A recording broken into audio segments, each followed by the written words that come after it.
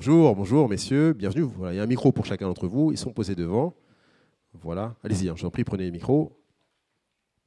Bonjour. Voilà, Bonjour à tous. bienvenue Bonjour, messieurs, merci d'avoir accepté fonctionne. notre invitation. Alors, est-ce que vous pouvez nous rappeler qui sont BMC et Sentry? Eh bien, BMC Software, nous sommes un éditeur de solutions logicielles, donc, qui a une quarantaine d'années d'expérience, qui fait 2 milliards de chiffre d'affaires dans la gestion de l'infrastructure.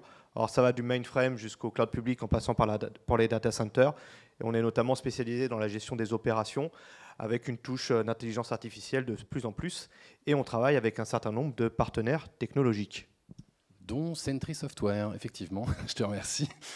Sentry Software, on est également un éditeur de logiciels, donc on a BMC avec une large gamme de produits de gestion de l'infrastructure. Et nous, on est comme un centre de R&D, si vous voulez, d'innovation pour BMC. On est en charge un logiciel précis d'observabilité hardware, de détection des pannes dans les serveurs, les équipements réseau, les systèmes de stockage comme Pure, notre collègue là-bas, qui s'en va, revient.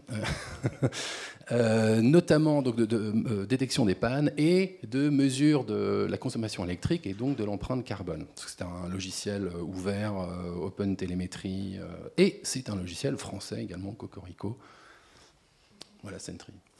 Avec BMC. Donc notre logiciel s'intègre nativement, parfaitement dans BMC et Helix. Bertrand, comment vos clients ont-ils abordé la question de la réduction de l'impact de leur empreinte carbone? Alors, c'est une excellente question. Ils l'ont bien pris ou mal pris? Ils l'ont pris avec des grands points d'interrogation dans les yeux, j'ai envie de dire, avec plein de questions. Voilà. La question de l'empreinte carbone de l'informatique en général est une question à laquelle personne ne sait répondre correctement, facilement. Mais en fait, d'ailleurs, c'est plutôt toi qui es en contact avec les clients. On sent quand même, on y va ensemble, Bertrand, mais on sent quand même beaucoup de bonne volonté, beaucoup d'objectifs qui arrivent de plus en plus chiffrés depuis 18 mois, je dirais. Après, les plans d'action, ils sont souvent en cours d'évolution, cours d'élaboration plutôt, et c'est là qu'on intervient à notre modeste niveau.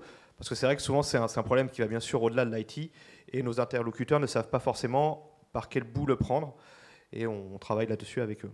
Ils ont du mal notamment à construire, on en parlait beaucoup l'année dernière, une année de référence. On sait que par exemple pour SNCF qu'on avait il y a 2 ans je crois, l'année de référence c'était 2019. Pour certains c'était 2018. Société Générale, on en parlera tout à l'heure, je crois que c'était à peu près ces eaux-là. Est-ce que c'est leur principale difficulté vraiment d'avoir une année de référence à partir de laquelle ils vont essayer de bâtir leurs indicateurs? Il y a effectivement ce problème-là, et il y a de plus en plus aussi de sociétés qu'on rencontre qui ont un vrai enjeu par rapport à des classements vis-à-vis de leurs concurrents. Et pour certains acheteurs, ça a vraiment du sens de plus en plus d'avoir un fournisseur de services qui soit bien placé, qui soit éco-responsable. D'accord. Comment est-ce que vous, Florent et Bertrand, comment vous répondez à cette demande? Vous dites justement qu'effectivement, pour les entreprises, c'est toujours intéressant d'avoir un acteur qui prend ce sujet à cœur. Comment est-ce que qu'est-ce que vous leur mettez comme outil dans les mains pour leur permettre finalement d'atteindre leur objectif? Bonne question. Alors, je dirais que le processus sur lequel tout le monde s'accorde, effectivement, c'est, comme tu disais, une année de référence. Mais en fait, c'est d'abord de mesurer les choses. Effectivement, on en est où? Donc ça peut être un bilan carbone, comme certains en font, ça peut être une mesure live. C'est ensuite se mettre des objectifs, alors voilà, -5 chaque année, peut-être un peu plus ambitieux, peut-être. Et ensuite de prendre des mesures pour atteindre ces objectifs. Puis ensuite, de remesurer encore où est-ce qu'on en est.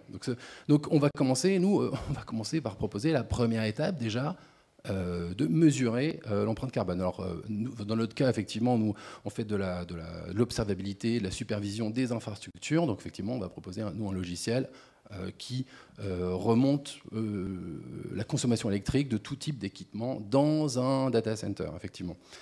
Et ensuite, on va proposer des pistes pour réduire cette empreinte carbone. C'est notamment la consommation électrique. Dans l'informatique, on va surtout parler de scope 2, consommation électrique.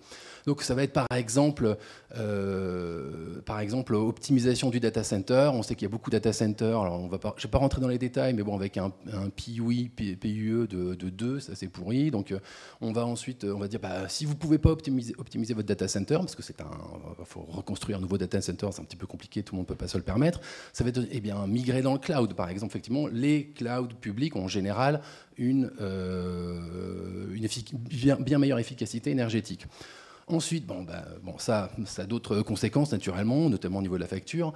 Et ensuite, on va proposer d'autres choses comme, par exemple, choisir effectivement du matériel qui soit plus efficace. Alors, par exemple, l'agence pour l'environnement américaine a un programme Energy Star qui note à façon que choisir les serveurs, les systèmes, voilà, pour dire est-ce qu'ils sont plus ou moins efficaces. On proposera également, par exemple, de choisir les bonnes technologies pour les développements en interne. Les différents langages de programmation ne sont pas équivalents. Alors, mauvaise nouvelle, c'est le C qui est le langage le plus optimisé, paraît-il. Alors bon, ça a d'autres conséquences. Hein. Et ensuite, la chose qui est en fait la plus facile, la plus importante, la plus accessible pour tout le monde, c'est l'optimisation de ce qu'il y a déjà sur place. Alors effectivement, dans ce cas-là, Florent, vous avez une solution pour toutes ces questions d'optimisation des ressources. Sachant qu'effectivement, beaucoup des ressources allouées dans les data centers, les infrastructures, sont pas super bien alloué, on va dire. On retrouve beaucoup de poids mort dans les infrastructures, les machines virtuelles carvariens. Je te laisse développer sur le sujet.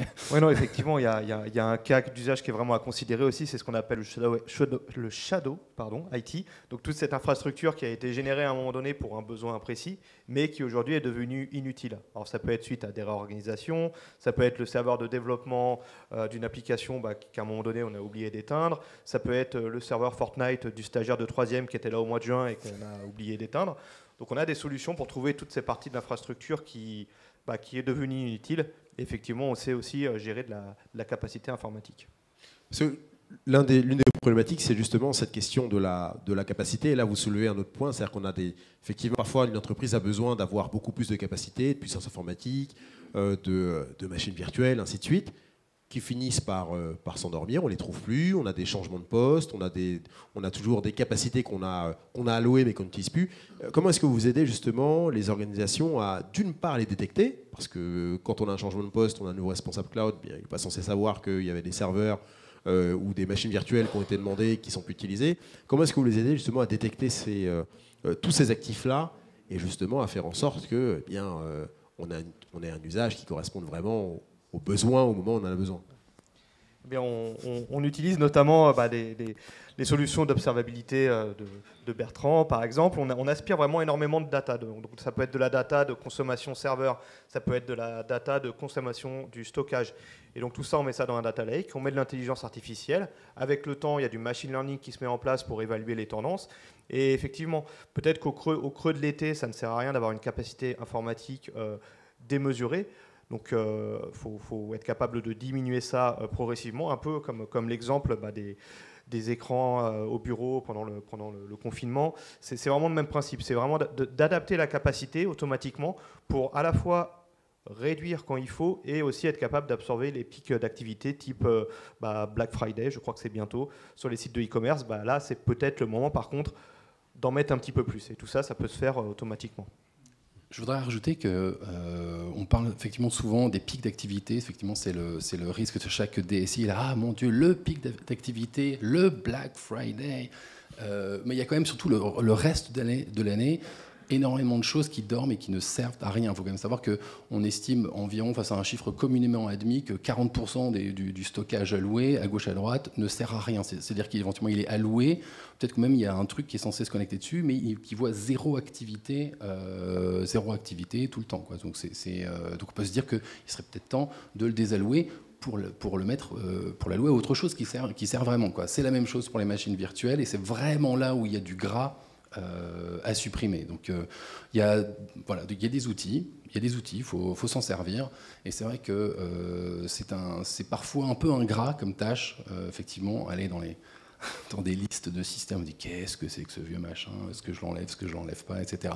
Mais il est temps de prendre des décisions, de dire effectivement, si ce truc-là ne marche plus, eh bien, je prends le risque, je l'éteins. Et puis on verra ce qui se passe. Oui, alors c'est sûr. Je ne suis pas directeur de prod, hein, c'est pas mon problème. Une dernière question, messieurs, rapide. Qui sont vos interlocuteurs des entreprises aujourd'hui? Vous parlez avec qui? On en a parlé tout à l'heure. Carole disait qu'il y avait les DSI. Olivier disait qu'il y avait les DSI, mais pas que. Avec qui vous parlez aujourd'hui quand vous abordez ce type de sujet? Rapidement, s'il vous plaît.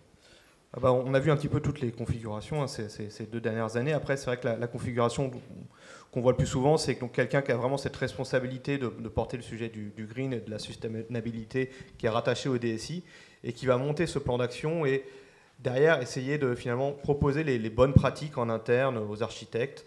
Et c'est ce qu'on voit le plus souvent. Oui, c'est vrai qu'il y a vraiment deux cas. Effectivement, on a la direction qui met effectivement un chief sustainability officer ou un. Rapprocher le micro. Pardon, oui. Pardon pour ça aussi. Et ou alors, donc il y a ce cas-là effectivement, mais en général, c'est une personne qui n'a pas forcément d'autorité sur les autres directions, notamment la direction informatique. Et on a d'autres cas, des équipes informatiques qui, elles, par exemple, s'occupent d'un data center ou des data centers on-prem et qui vont peut-être avoir un enjeu personnel. Ce qu'on voit surtout, là où ça fonctionne, là où on voit des progrès qui sont faits, c'est souvent dans les entreprises où la direction est personnellement engagée sur ces objectifs. Ça fait une vraie différence parce qu'à ce moment-là, ils mettent les ressources nécessaires. Il faut rappeler quand même qu'il y a très peu de contraintes légales et réglementaires aujourd'hui. C'est beaucoup de bonne volonté de chacun. Alors, la bonne volonté, c'est important, il faut y aller. Et donc, la volonté des dirigeants d'entreprise, ça fait une grosse différence. Voilà. Donc, avoir le COMEX dans sa poche, entre guillemets, c'est toujours facile à dire. Une excellente chose. Voilà. Messieurs, merci beaucoup. J'ai appris, vous pouvez rejoindre la salle. Merci.